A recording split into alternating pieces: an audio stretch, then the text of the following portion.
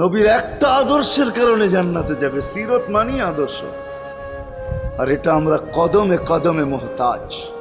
কেননা এই ছোট জীবনটা যদি গ্রহণযোগ্যতা পর্যন্ত পৌঁছাইতে হয় আল্লাহর কাছে, চাই নারী হই, চাই যুবক হই, চাই বৃদ্ধ হই, যেই মানুষই হই না কেন, যেখানেরই হই না কেন, যেই বাসারই হই না কেন, যেই বর্ণেরই হই না কেন, যেই পেশারই হই না কেন, যেই সোসাইটিরই হই না কেন, এই জীবনটাকে যদি গ্রহণযোগ্যতা পর্যন্ত পৌঁছাইতে হয় কার কাছে? দুনিয়া আলাদের কাছে না, মালিকের কাছে, যিনি এক ফোঁটা পানির থেকে অস্তিত্ব দিছেন, যার কাছে আবার আমাদেরকে ফিরা যেতে হবে।